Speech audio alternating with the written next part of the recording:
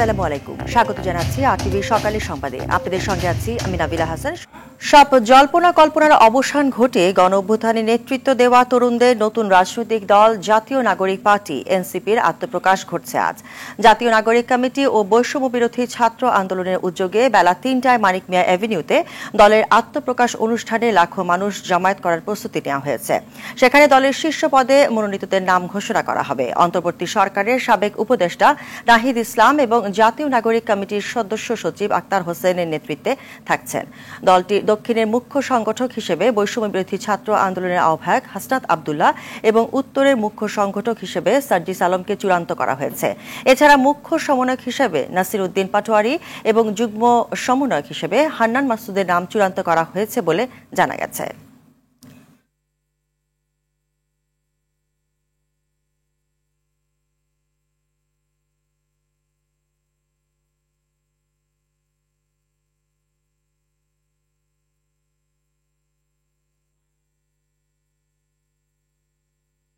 দর্শক, এই মুহূর্তে মানিক মিয়া এভিনিউ থেকে সরাসরি যোগ দিচ্ছেন সহকর্মী বিপুল দেব রায়। বিপুল, নতুন দলের আত্মপ্রকাশ নিয়ে প্রস্তুতি কেমন দেখছেন, বিস্তারিত জানাবেন।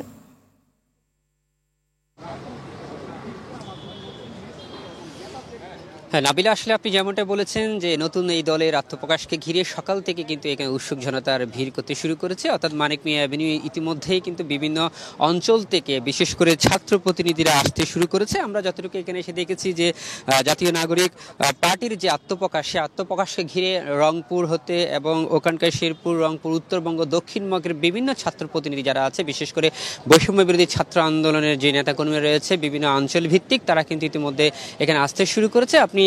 আপনাকে দেখাতে চেষ্টা করছি যে ইতিমধ্যে কিন্তু প্রায় স্টেজের কাজ সম্পন্ন হয়েছে এবং এখানে লাইটিং এবং অন্যান্য যে যন্ত্রপাতির যে সাউন্ড সিস্টেমের যে বিষয়গুলো, সেগুলো কাজ চলতেছে। এবং আমরা যতটুকু জানতে পেরেছি যে বিকাল অর্থাৎ দুপুর নাগাদের মধ্যে সম্পূর্ণ কাজগুলো কিন্তু শেষ হবে। এবং আপনাকে জানিয়ে দিতে চাই যে আজকের যে দলটি এই অনুষ্ঠানে জাতীয় নাগরিক পার্টির পক্ষ থেকে কিন্তু বাংলাদেশ এর যে রাজনৈতিক দলগুলো রয়েছে তাদেরকে আমন্ত্রণ জানানো হয়েছে। আপনি জানেন যে গতকাল থেকে আমন্ত্রণ জানানোর পরপরই কিন্তু তারা বাংলাদেশের যে রাজনৈতিক দলগুলো আছে তাদেরকে আমন্ত্রণ জানিয়েছে। তার মধ্যে আমরা নাগরিক কমিটির যে মিডিয়া সেল রয়েছে এবং বৈষম্যবিরোধী যে আন্দোলনের যে মিডিয়া সেল রয়েছে তাদের পক্ষ থেকে জানতে পেরেছি বিএনপি, সিপিবি, জামায়াত ইসলামী, ইসলামী আন্দোলন, জেএসডি, নাগরিক ঐক্য, গণ অধিকার পরিষদ ও এবি পার্টি সহ বিভিন্ন রাজনৈতিক দলকে আমন্ত্রণ জানানো হয়েছে। এবং তাদের পক্ষ থেকেও হয়তো তাদের কোনো প্রতিনিধি আজকে বিকেলে তাদের এই আত্মপ্রকাশের অনুষ্ঠানে উপস্থিত থাকতে পারে। শুধুমাত্র বাংলাদেশ আওয়ামী লীগ এবং জাতীয় পার্টিকে, এই দুটি দলকে বাদ দিয়ে বাকি প্রায় অন্যান্য ছোটখাটো সব দলকে কিন্তু এই আমন্ত্রণ জানানো হয়েছে আজকের এই আত্মপ্রকাশ অনুষ্ঠানে। এবং আপনাকে ধন্যবাদ বিপুল। আপনাকে বিরোধী মত দমনে মধ্যযুগীয় কায়দাকে হার মানিয়েছিল ফ্যাসিবাদের আইন শৃঙ্খলা বাহিনীর সদস্যরা। কখনো পায়ের নখ তুলে নিত, কখনো শরীরে ছ্যাঁকা দিত সিগারেটের আগুন দিয়ে। ঝুলিয়ে পেটানো কিংবা বুকের উপর পাথর চেপে করা হয় পৈশাচিক নির্যাতন। ৩ দফায় ক্রস ফায়ারিং স্পটে নিলেও ভাগ্য দেবতার সহায়তায় বেঁচে যান মশিউর রহমান রনি। ক্রসফায়ারের ভয় দেখিয়ে পরিবার থেকে নেওয়া হয় ৩০ লাখ টাকা। অমানুষিক নির্যাতন ও ক্রসফায়ারের মুখ থেকে বেঁচে ফেরা রনির গল্প জানাচ্ছেন সহকর্মী রফিকুল ইসলাম, ছবি তুলেছেন জহিরুল ইসলাম। ইচ্ছা থাকে তাহলে তুই বলতে পারিস, আর নয়তো কিন্তু আর কোনো সুযোগ থাকবে না। তোর শেষ ইচ্ছা কি?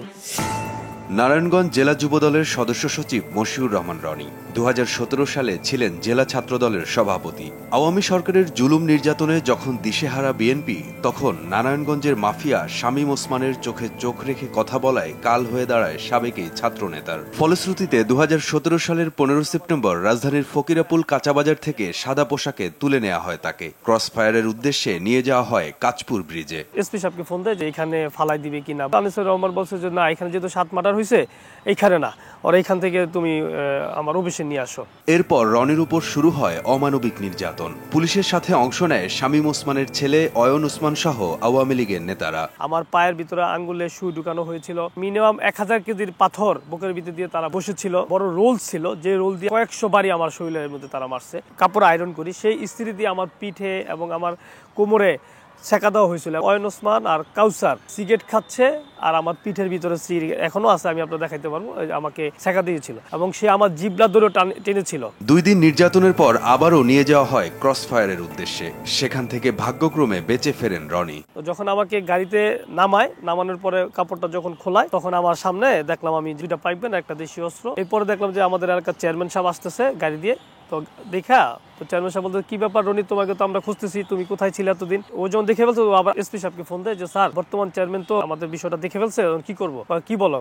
তো তাহলে ওইখান থেকে তাড়াতাড়ি নিয়ে এসে পড়ো। অনেক নাটকীয়তার পর অস্ত্র ও মাদক মামলায় রনিকে আদালতে তোলা হয়। পরে 4 দফায় 21 দিন রিমান্ডে এনে আবারও করা হয় নির্যাতন। টাকা না দিলে ক্রসফায়ার হয়ে যাবে। প্রথমবার 1 কোটি চাইছে, তারপর 50 লাখ, তারপরে 30 লাখ, দাবে দাবে তারা টাকা চেয়েছিল। তারা আমার পরিবারের কাছ থেকে 30 লাখ টাকা নিয়েছিল। 7 মাস 13 দিন অন্যায়ভাবে কারাভোগের পর জামিনে মুক্ত হন রনি। তবে এখনো সেই দুঃসহ স্মৃতি তাড়া করে বেড়ায় রনিকে। পুরুষাঙ্গে কারেন্টের শর্ট দিত, যখন আমার নোকটা উঠায় তখন পুরো ব্লিডিং হয়ে গেছিল। ওরা তারেক রহমানকে গালিগালাজ করতো, অন্য কাউকে না, যে দালালি করিস।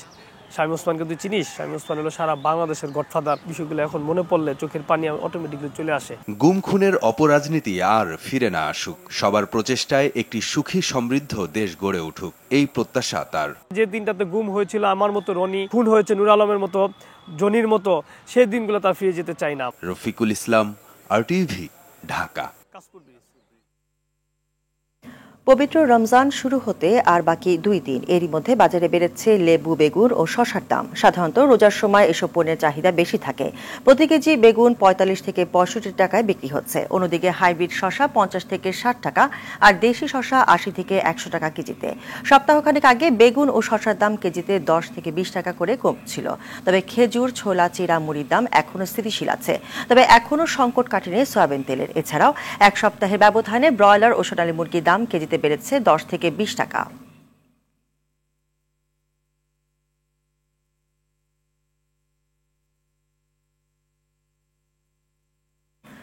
দর্শক, বাজার পরিস্থিতি জানাতে কারণ বাজারে আছেন সহকর্মী জাকারিয়া খান ও চট্টগ্রামে আছেন আরেক সহকর্মী সাইফুল মাহমুদ। প্রথমে যাব জাকারিয়া খানের কাছে। জাকারিয়া, ভোজ্য তেলের সরবরাহ ও দাম এখনো স্বাভাবিক হয়নি কেন, এবং বেগুন, শসা, লেবুর দাম বাড়ার কারণ কি বলছে বিক্রেতারা? বিস্তারিত জানাবেন। জি নাবিলা, আমি যেমনটি জানাচ্ছিলেন যে আমি এই মুহূর্তে আছি রাজধানীর কারণ বাজারে। প্রতি বছর রমজানকে কেন্দ্র করে কিন্তু বাজার অস্থিতিশীল হওয়ার একটা প্রবণতা দেখা যায় এবং বাজারটা অস্থিতিশীল হয়ে যায়।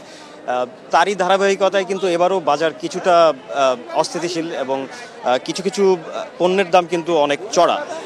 যেমন আমরা দেখছিলাম বাজার ঘুরে বেগুন বিক্রি হচ্ছে 80 থেকে 100 টাকা, যে বেগুন কিনা 2-3 দিন আগেও ছিল 30 থেকে 35 টাকা। শসা বিক্রি হচ্ছে 60 টাকা, লেবু কিন্তু বিক্রি হচ্ছে 180 টাকা। তার মানে 30 টাকা প্রতি পিস হিসাবে কিন্তু বিক্রি হচ্ছে লেবু। এছাড়া পেঁপে বিক্রি হচ্ছে 40 টাকা কেজি। আর যদি আমি মাছ, মুরগি, মাংসের দিকে যাই, সেখানে কিন্তু বাজারের মূল্যটা আরও একটু বেশি চড়া।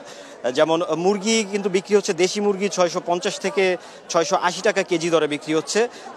ব্রয়লার মুরগি যেটি আছে সেটি কিন্তু 220 টাকা কেজি বিক্রি হচ্ছে। পাকিস্তানি যে মুরগিগুলো আছে সেগুলো কিন্তু 300 টাকা থেকে 320 টাকা কেজি দরে বিক্রি হচ্ছে। মুরগি এবং মুরগির দাম কিন্তু প্রতি কেজিতে 40 থেকে 50 টাকা সব প্রত্যেকটা মুরগিতে বেশি। এবং গরুর মাংসের কথায় যদি আসি, গরুর মাংস কিন্তু আগের দামই বিক্রি হচ্ছে।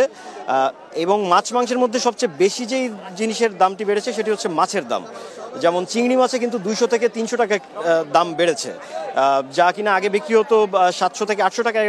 সেই চিংড়ি মাছ কিন্তু এখন 900 থেকে 1000 টাকায় বিক্রি হচ্ছে। আর এছাড়াও 20 থেকে 50 টাকা বাড়তি সব মাছেই বাড়তি দামে বিক্রি হচ্ছে। আর আমি যদি এই মুহূর্তে একজন ভোক্তার কাছে যেতে চাই, জানতে চাই তার বাজারের অবস্থা কি, আপনি যদি একটু আমাদেরকে জানাতেন যে বাজারের বর্তমান পরিস্থিতি কি এবং রমজান উপলক্ষে এই বাজারের মানে আপনার এক্সপেকটেশন এবং কি প্রত্যাশা কি? মানে প্রতি বছর তো আপনি রমজান আসলে ওনাদের তেলেস মাথায় শুরু হয়ে যায়। তেলে যেরকম তেলেস মাথায় শুরু হয়েছে, লেবুতেও শুরু হয়েছে। লেবু হয়ে গেছে 80 টাকা, 100 টাকা হালি। গত পরশুদিন নিয়ে গেছি আপনার 40 টাকা হালি, 30 টাকা হালি।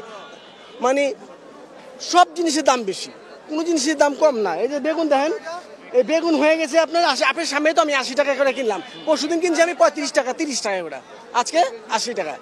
মানে কোনো জিনিসের দাম কম না। মানে আমরা এমনই একটা জাতি ভাই, মানে বিশ্বের সব দেশে রোজা আসলে সব কিছুর দাম কমায় দেয়, আমাদের বাংলাদেশে তার উল্টা চিত্র।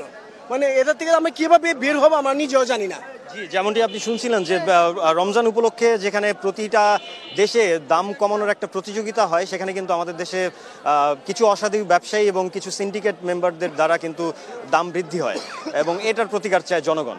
নাবিলা, এই ছিল কারণ বাজার থেকে সর্বশেষ। আর এই মুহূর্তে চট্টগ্রামে আমাদের সাইফুল মামুন যুক্ত আছেন চট্টগ্রামের বাজারের সর্বশেষ পরিস্থিতি জানাতে। আমরা চলে যাচ্ছি তার কাছে।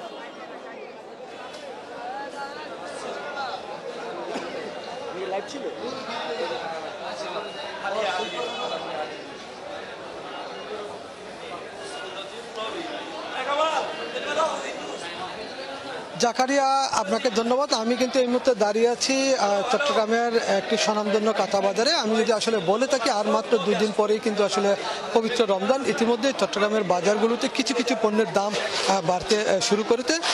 বিশেষ করে গরুর মাংসের দাম কিন্তু বিক্রি হচ্ছে 1000 টাকার উপরে, এবং একই সাথে যেই ছোট ছোট শশা, সেই শশা গতকালও ছিল কিন্তু আসলে 20 থেকে 30 টাকা, কিন্তু সেই শশা আজকে বিক্রি হচ্ছে 50 থেকে 60 টাকার মধ্যে, এবং লেবুর হালি বিক্রি হচ্ছে 80 টাকায়।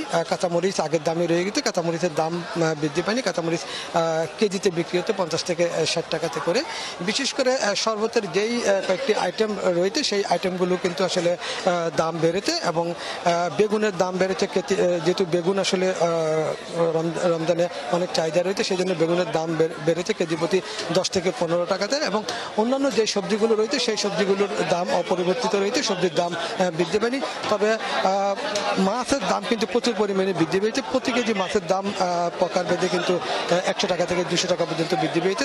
এখানকার যারা ব্যবসায়ী আছে তারা জানালো আসলে দেশি কমে বিক্রি হচ্ছে 1500 টাকা থেকে 1600 টাকা, যেটা গতকালও ছিল 1200 টাকায়, এবং পাবদা মাছ বিক্রি হচ্ছে 600 টাকায়, গতকালও ছিল সেই পাবদা মাছ 400 টাকায়, এবং শিং মাছ বিক্রি হচ্ছে 1000 টাকা 1200 টাকা, যেটি 800 টাকাতে ছিল। ধরে নেওয়া যায় প্রতি কেজিতেই কিন্তু আসলে মাছের আকার ভেদে প্রকার ভেদে কিন্তু আসলে দাম বেড়েছে 200 টাকা থেকে 300 টাকা। লোট্টা মাছ গতকাল ছিল আসলে কিন্তু 200 টাকা, সেই লোট্টা মাছ আজকে বিক্রি হচ্ছে 300 থেকে 350 টাকা, এবং সবকিছুতেই কিন্তু আসলে খুব দাম বৃদ্ধি পেয়েছে রমজান উপলক্ষে। ফার্মের মুরগি গতকালও ছিল 190 টাকাতে, আজকে বিক্রি হচ্ছে 220 টাকায়, 30 টাকা বৃদ্ধি পেয়েছে কেজি প্রতি। দেশি মুরগি কিন্তু 600 টাকা, ওরা বলছে ওদের কিনা, ব্যবসায়ীরা বলছে ব্যবসায়ীদের কিনা 600 টাকায়, বিক্রি হচ্ছে 650 টাকায়। সোনালী মুরগি 340 টাকা কিনা, এবং তারা বিক্রি করছে 350, 60, 70, যার থেকে যেভাবে পারে সেভাবে নিচ্ছেন। তবে যদি বলে থাকি আসলে চট্টগ্রামের বাজারে কিন্তু রমজান উপলক্ষে বেশ কিছু পণ্যের দাম বেড়েছে, এবং একই সাথে যে ভোজ্য তেল, সেই ভোজ্য তেল কিন্তু এখনো স্বাভাবিক হয়নি। তো কবে নাগাদ আসলে এই ভোজ্য তেলের বাজার স্বাভাবিক হবে এটা কিন্তু ক্রেতা বিক্রেতা কেউ কিন্তু বলতে পারতেছে না। তবে খুচরা বিক্রেতারা বলছেন তাদের যেই মিলাররা রয়েছেন, ডিলার রয়েছেন, ডিলারদের কাছ থেকে মিলারদের হাতে আছে, এরপরে তারা কিন্তু পেয়ে থাকেন। তবে তারা কিন্তু বারবার চাহিদা দিচ্ছেন, চাহিদা দেওয়ার পরও কিন্তু তারা কিন্তু সেভাবে পাচ্ছেন না। তবে এখানে যারা সাধারণ ক্রেতা আছে তারা কিন্তু যথেষ্ট অভিযোগ করে বলেছেন মনিটরিং এর অভাব রয়েছেন, যেহেতু এই মুহূর্তে অন্তর্বর্তীকালীন সরকার এবং নির্বাচিত কোনো সরকার নাই, সেই জন্য কিন্তু সঠিকভাবে মনিটরিং করা যাচ্ছে না। তবে মাছ এই প্রকার ভেদে প্রতি মাসে কিন্তু 200 টাকা থেকে 400 টাকা দাম বৃদ্ধি পেয়েছে। এটা নিয়ে যারা সাধারণ ক্রেতা তারা কিন্তু যথেষ্ট ক্ষোভ প্রকাশ করেছেন। নাবিলা, বাজার পরিস্থিতি নিয়ে এই ছিল আমার কাছে সর্বশেষ তথ্য। আপনাদের দুজনকে ধন্যবাদ। মাছের প্রজনন বাড়াতে আজ মধ্যরাত থেকে 30 এপ্রিল পর্যন্ত 2 মাস চাঁদপুরের পদ্মা ও মেঘনা নদীতে ইলিশ সহ সব ধরনের মাছ শিকারে নিষেধাজ্ঞা দিয়েছে সরকার। এ সময় নিবন্ধিত জেলেদের প্রত্যেককে 160 কেজি করে চাল দেওয়া হবে। তবে সরকারি সহায়তা আরও বাড়ানোর দাবি জেলেদের। চাঁদপুর থেকে শরীফ চৌধুরীর প্রতিবেদন জানাচ্ছেন সায়েদ মাহমুদ। তীরে ভিড়ছে নৌকা, মাছ ধরার জাল গুছিয়ে নিচ্ছেন জেলেরা। ইলিশ রক্ষায় আগামী 2 মাস চাঁদপুরের মতলবের উত্তর 60 নল থেকে লক্ষ্মীপুর চর আলেকজান্ডার পর্যন্ত 100 কিলোমিটার এলাকায় মাছ ধরা নিষিদ্ধ করেছে সরকার। এ সময় বন্ধ থাকবে ইলিশের কেনাবেচা। জেলা মৎস্য অফিস জানায়, নিষেধাজ্ঞার সময় ও তার আগে পরে মোট 4 মাস চাঁদপুরের নিবন্ধিত 40,005 জন জেলেকে 160 কেজি করে চাল দেওয়া হবে। তবে সরকারি এ সহায়তাকে অপর্যাপ্ত বলছেন জেলেরা। সরকার অবশ্রম শুরু হয়েছে নদীতে, এখন আমরা জাল জুল নৌকার যা আছে সবকিছু আমরা উপরে তুলে ফেলাইছি, তো আমরা একবারে নিঃস্ব বেকার। সরকার তো চালও পাই না, কিছুই পাই না, তারপরে এই 2 মাসের এই যে কিস্তি আমরা কেমবা চালামু জেলে গল্লিকে যদি সরকারে সাইচাইজো সাইলের লগে দিত তো জেলের আরো সচেতন হইয়া দিত খায়া না খেয়ে কত কষ্ট পাওয়া যায়। নিষেধাজ্ঞা অমান্য করে মাছ ধরলে কঠোর আইনি পদক্ষেপের পাশাপাশি অভিযুক্ত জেলের কার্ড বাতিল করার কথাও জানান এই কর্মকর্তা। জেলেরা যে বিভিন্ন এনজিও এবং ঋণ নেয় এনজিও থেকে সেটা থেকে যারা 2 মাস কোনো রকমের কিস্তি না দিতে হয়, এই ব্যাপারে জেলা প্রশাসন থেকে একটা নির্দেশনা দেওয়া হয়েছে। কার্ডধারী কোনো জেলে যদি আইন ভঙ্গ করে তাহলে তার কার্ড বাতিল হতে পারে এবং সামনে কোনো সরকারি অনুদান সে পাবে না। দেশে ইলিশের অন্যতম অভয়াশ্রম চাঁদপুর জাটকা নিধন ঠেকিয়ে ইলিশের প্রজনন স্বাভাবিক রাখা গেলে মাছ ধরার মৌসুমে এর সুফল পাবে জেলেরাই, এমনটাই বলছে সরকার। সৈয়দ মাহমুদ, RTV। দর্শক, এই বিষয়ে বিস্তারিত জানাতে ভোলা থেকে আমাদের সঙ্গে সরাসরি যুক্ত হচ্ছেন সহকর্মী অমিতাভ অপু। মধ্যরাত থেকে তো পদ্মা ও মেঘনায় ইলিশ সহ সব ধরনের মাছ বন্ধ হবে, তো এই নিয়ে প্রস্তুতি কেমন দেখছেন এবং সরকারি পক্ষ থেকে জেলেদের জন্য কি কি সহায়তা দেওয়া হচ্ছে, বিস্তারিত জানাবেন।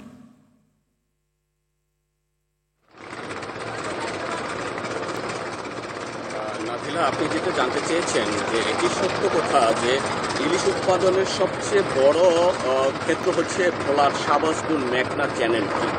এখানে যদি বলি আপনাকে যে 290 কিলোমিটার যেটি ইলিশের অভয়স্থল, তার মধ্যে 190 কিলোমিটারই হচ্ছে ভোলাকে ঘিরে। চাঁদপুরের 60 নং পর্যন্ত এখানে যে 190 কিলোমিটার এবং ভোলার বেদুরিয়া থেকে পটুয়াখালীর যে রুস্তম সেই জায়গা পর্যন্ত সেখানে রয়েছে 100 কিলোমিটার। এই যে 190 কিলোমিটার এলাকাকে অবস্থল করে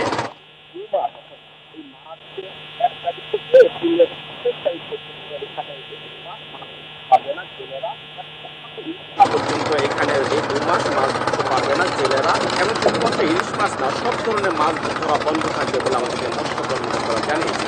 আপনাকে একটি বিষয় জানিয়ে রাখি যে গত সপ্তাহে এখানে 4 দিনের সফরে এসেছিলেন নৌ পরিবহন উপদেষ্টা ব্রিগেডিয়ার সাকর সাহেব এবং একই সাথে এসেছেন মুক্ত প্রাণী সম্পদ উপদেষ্টা ফরিদা খান।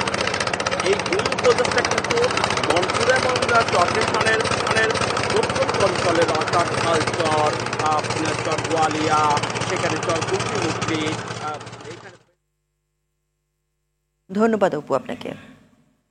হজ যাত্রাকে সহজ, সুন্দর ও নিরাপদ করতে হজ ম্যানেজমেন্ট সেন্টার চালু করবে সরকার। এর মাধ্যমে দেশে বসে সার্বক্ষণিক মনিটরিং এর মাধ্যমে হজ যাত্রীদের সেবা নিশ্চিত করা হবে। বিস্তারিত জানাচ্ছেন নাজিফ ফরাইসি। প্রতি বছরই লক্ষাধিক বাংলাদেশি সৌদি আরবের পবিত্র মক্কা নগরীতে হজ পালন করে থাকেন। প্রথমবারের মতো যাওয়া সহ নানা কারণে অসংখ্য মানুষ আল্লাহর ঘর তাওয়াফে গিয়ে ভোগান্তির শিকার হন। কেউ হারিয়ে যান, কেউ অসুস্থ হয়ে পড়েন, আবার কারো লাগেজ হারিয়ে যায়। এসব সমস্যা তাৎক্ষণিক কিভাবে সমাধান করবে, কাকে জানাবে এবং নিজেদের করণীয় কি, এর সুস্পষ্ট গাইডলাইন ও মনিটরিং এর ব্যবস্থা করবে সরকার। দেশে বসেই হজ ম্যানেজমেন্ট সেন্টারের মাধ্যমে হজ যাত্রীদের সার্বক্ষণিক সেবা নিশ্চিত করা হবে। গত মঙ্গলবার হজ ব্যবস্থাপনা সংক্রান্ত জাতীয় কমিটিকে হজ ম্যানেজমেন্ট সেন্টার চালুর নির্দেশ দিয়ে প্রধান উপদেষ্টা বলেন, একজন যাত্রীও যেন কোনো ধরনের ভোগান্তির শিকার না হন। দেশে লাইসেন্সপ্রাপ্ত হজ এজেন্সির সংখ্যা 1275টি। এই এজেন্সিগুলোর দায়িত্ব কি তা সুস্পষ্টভাবে লিপিবদ্ধ করে বুকলেট আকারে ও অনলাইনে প্রকাশের নির্দেশ দেন প্রধান উপদেষ্টা ডক্টর মোহাম্মদ ইউনূস। তিনি জানান, কল সেন্টারে যেসব অভিযোগ আসবে সেগুলো দেশ থেকে সঙ্গে সঙ্গে মনিটরিং করে ব্যবস্থা নেওয়া হবে। নাজিফ ফরাইসি, RTV, ঢাকা। চাঁপাইনবাবগঞ্জের বারোঘরিয়া বাজার এলাকায় ককটেল বিস্ফোরণ হয়েছে। বিস্ফোরণে বারোঘরিয়া ইউনিয়ন পরিষদের চেয়ারম্যান হারুনুর রশিদ সহ 5 জন আহত হয়েছেন। বৃহস্পতিবার রাতে বারোঘরিয়া বাজারে ককটেলের বিস্ফোরণ ঘটায় দুর্বৃত্তরা। এ সময় পরপর 5 থেকে 6টি ককটেলের বিস্ফোরণে আতঙ্ক ছড়িয়ে পড়ে। বিস্ফোরণের পর আহতদের উদ্ধার করে চাঁপাইনবাবগঞ্জ সদর হাসপাতালে ভর্তি করা হয়। তাদের মধ্যে বারোঘরিয়া ইউনিয়ন পরিষদের চেয়ারম্যান হারুনুর রশিদের অবস্থা গুরুতর হওয়ায় তাকে উন্নত চিকিৎসার জন্য রাজশাহী মেডিকেল কলেজ হাসপাতালে পাঠানো হয়েছে।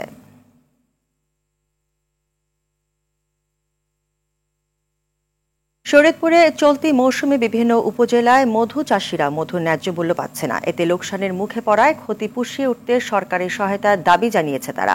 শরীয়তপুর থেকে মোহাম্মদ আবুল হোসেন সর্দারের প্রতিবেদন জানাচ্ছেন সৈয়দা সামিয়া তামান্না। প্রতি বছরই জানুয়ারি ফেব্রুয়ারি মাসে জাজিরা উপজেলার বিভিন্ন ফসলের মাঠে সরিষা, ধনিয়া ও কালোজিরা ফুল থেকে মধু আহরণ করতে বাক্স করে মৌমাছি নিয়ে আসেন মৌচাষিরা। প্রতিটি খামারে একটি খামারে ৩০০ থেকে ৫০০ পর্যন্ত বাক্স ভর্তি মৌমাছি নিয়ে এসে মধু আহরণ করেন। সংগ্রহিত মধু ঢাকা, চট্টগ্রাম, রংপুর, খুলনা সহ দেশের বিভিন্ন অঞ্চলের মোকামে ওষুধ কোম্পানির কাছে এবং বিদেশে পাইকারি ও খুচরা বিক্রি করা হয়। এক সপ্তাহ পর পর প্রতিটি বাক্স থেকে ৩ থেকে ৫ কেজি করে মধু সংগ্রহ হয়। এবার দেশি পাইকার না থাকায় মধুর ন্যায্য মূল্য থেকে বঞ্চিত হচ্ছে চাষিরা। একটা বাক্সতে একটা রানী থাকে, একটা বাক্সতে একের অধিক 2টা রানী হলে সেখান থেকে কি করে, একটা অ্যাটাক করে বা দেখা যায় বাড়াই যায় অনেক সময়, তো সে মাছির পিছনে আরো মাছি যায়। এখানে আমাদের খামার আছে, এখানে আমরা মূলত আসছিল ধনিয়া, কালোজিরা ফুলের মধু কানেক্ট করতে। অনেক খামারি আছে, অনেকেই খামার ছেড়ে দিতেছে, যেহেতু ঋণ করে চলে আর কতক্ষণ চলবে তারা, মানে যা মধু পায় সে পরিপূর্ণ যদি দাম পায় তাহলে এটা খামারে চলতে পারে, কিন্তু সরকারের যেভাবে আমাদের খামারের উপর তো কোনো লক্ষ্য করে না। মধু চাষে কৃষক ও মোয়ালদের পরামর্শ দিয়ে সহায়তা করছে কৃষি বিভাগ। আমরা কৃষকদের পরামর্শ দিই যে মধু চাষে যদি মৌমাছি থাকে তাহলে পরাগায়ন ভালো হয় এবং ফসলের উৎপাদন বৃদ্ধি পায়। সিজন ছাড়া যখন মোয়ালরা থাকেন তখন তাদের যেন কোনো অসুবিধা না হয় সেজন্য তাদের প্রশিক্ষণের ব্যবস্থা করেন এবং আর্থিক সহায়তার ব্যবস্থা করেন, তাহলে তারা ভালোভাবে জীবিকা অর্জন করতে পারবে বলে আমি মনে করি। চলতি বছর শরীয়তপুরের চরাঞ্চলে 11,600 হেক্টর জমিতে মধু চাষ হয়েছে। সৈয়দা সামিয়া তামান্না, RTV। ইউক্রেন ইস্যুতে রাশিয়ার প্রেসিডেন্ট ভ্লাদিমির পুতিনের উপর নিজের আস্থার কথা শুনিয়েছেন যুক্তরাষ্ট্রের প্রেসিডেন্ট ডোনাল্ড ট্রাম্প। যুক্তরাজ্যের প্রধানমন্ত্রী কিয়ার স্টারমার জোর দিয়েছেন ইউক্রেনের নিরাপত্তার নিশ্চয়তার উপর। এক প্রতিবেদনে এই তথ্য জানায় আল জাজিরা। ওয়াশিংটনের স্থানীয় সময় বৃহস্পতিবার হোয়াইট হাউসে দ্বিপক্ষীয় বৈঠকের পর সাংবাদিকদের সঙ্গে আলাপে এমন কথাই জানান ঐতিহাসিক মিত্র যুক্তরাষ্ট্র ও যুক্তরাজ্যের এই দুই নেতা।